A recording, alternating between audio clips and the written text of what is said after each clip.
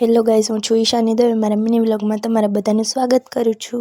તો આપણે જવાનું હતું બારે ચોટીલા. આપણે બાંધી લીધી હતી મોટે ચૂંદડી, તમે જોઈ શકો છો. તો ફાઇનલી ગાઈઝ અમે પહોંચી ગયા હતા ગ્રીન લાઇન ચોકડીએ. અમારે ઇકોમાં બેસવાનું હતું એટલે ઇકો જાતી હતી ઉઠતી ઉઠતી, એટલે મેં કીધું જવા દો, જે થાય જોયું જશે. તો ફાઇનલી અમે ચોટીલા પહોંચી ગયા ગાઈઝ. તમે જોઈ શકો છો ટ્રાફિક બહુ જ હતું, કારણ કે પૂનમ છે એટલે હોવાનું જ છે.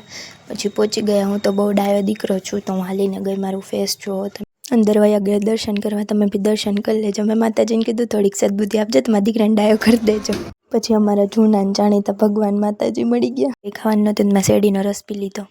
માતાજીને કહી દીધું બાય બાય માતાજી, જલ્દી અમને પાછા બોલાવજો. મેં કીધું મને ડાય કરી દેજો, સદબુદ્ધિ આપજો. બહુ બધાને લોહી પીવું. કાંઈ તમને એવું લાગે તો હું લોહી પીવું છું, એવું નહીં ને, તો પછી હું કેટલી ડાય છું. પછી ફાઇનલી ગાઈઝ અમે રાજકોટ પહોંચી ગયા હતા. તમે જોઈ શકો છો. આને શું કહેવાય મને નથી ખબર. મારા પપ્પાનો વેઇટ કરવાનો હતો, એટલે આપણે તો રહી ગયા સાઈડમાં ઊભા. અને ઊભું રહેવું આપણને જરાય નહોતું ગમતું, પણ ઊભું તો રહેવું જ પડે. ગાઈઝ ફાઇનલી પપ્પા તેડો આવી ગયા. બહુ જાજી વાર ઊભા રાખીને, પણ શું કરું, ઊભું તો રહેવું જ પડે, ન ગમે તો પણ.